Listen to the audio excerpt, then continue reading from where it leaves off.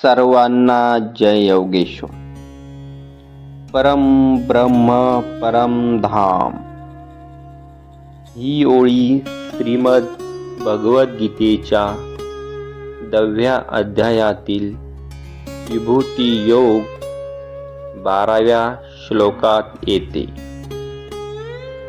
जेव्हा श्रीकृष्ण आपले ऐश्वर्य अर्जुनाला सांगतात तेव्हा थक्क झालेला अर्जुन भगवंताची स्तुती करताना हे शब्द वापरतो. परम ब्रह्म परम धाम पवित्र परम भवान.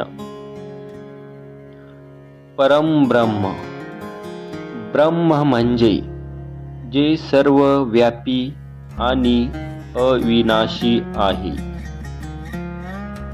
परम ब्रह्म म्हणजे सर्वोच्च अंतिम सत्य म्हणजेच ब्रह्म. विज्ञानाच्या भाषेत सांगायचे तर ती ऊर्जा जी कधीही नष्ट होत नाही म्हणजे ते अंतिम सत्य, आणि ज्यातून संपूर्ण सृष्टी निर्माण झाली आहे ते म्हणजे ब्रह्म, अंतिम सत्य. म्हणूनच म्हटलं आहे ब्रह्म सत्य जगत मिथ्य. परम धाम, धाम म्हणजे आश्रय किंवा निवासस्थान, सर्व जीवांचा अंतिम मुक्काम किंवा जिथे गेल्यावर पुन्हा जन्म मृत्यूच्या चक्रात आपल्याला यावे लागत नाही ते म्हणजे परम धाम. म्हणूनच त्याचा अर्थ आहे निवासस्थान. परम ब्रह्म परम धाम या संकल्पनेचा मानसिक शांततेशी अत्यंत जवळचा संबंध आहे. आजच्या माणसाच्या धावपळीच्या या युगात जिथे तणाव आणि चिंता वाढली आहे तिथे ही आध्यात्मिक सूत्रे आपल्याला मन शांती मिळवून नक्कीच देऊ शकतात. परम धाम म्हणजे स्वतःचे अंतर्मन. बाहेर जगामध्ये आपण सुखाच्या शोधात फिरतो, पण खरी शांतता आपल्या अंतर्मनात दडलेली असते, ती म्हणजे धाम. हे आपल्याला श्रीमद भगवद्गीतेने शिकवलेलं आहे या श्लोकामध्ये.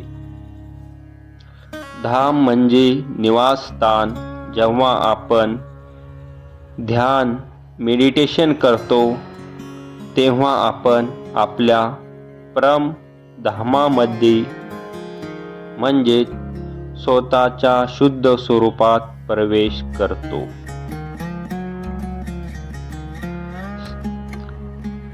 सर्व प्रेक्षकांना एक विनंती आहे की दिवसातून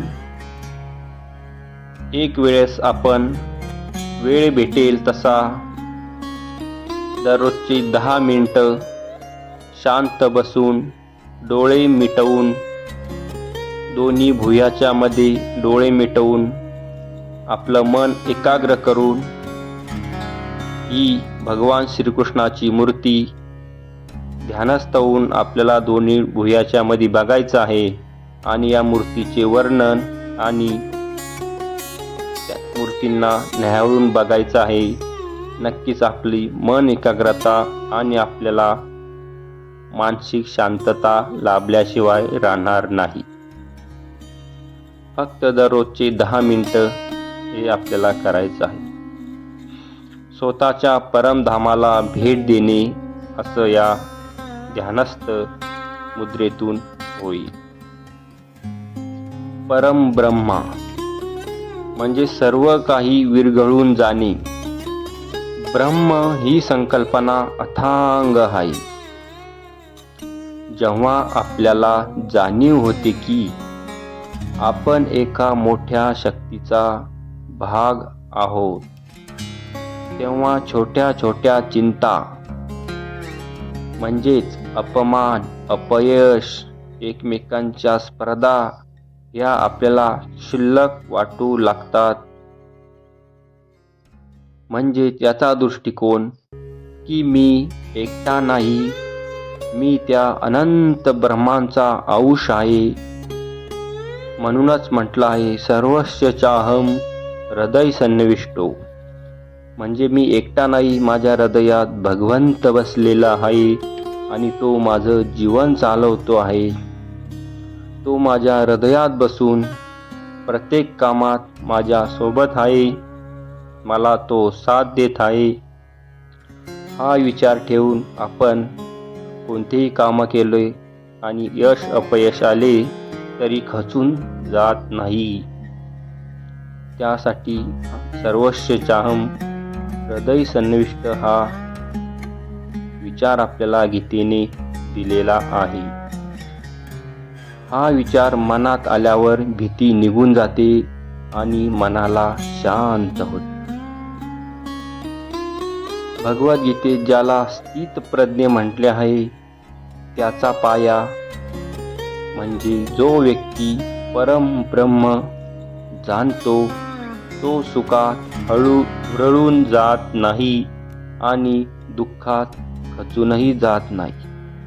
तुम्हाला ह्या विचार चांगले वाटले असेल, मनाला आवडले असेल तर शांत चित्तेने चॅनलला सबस्क्राईब करा आणि माझ्याही मनाला शांती द्या.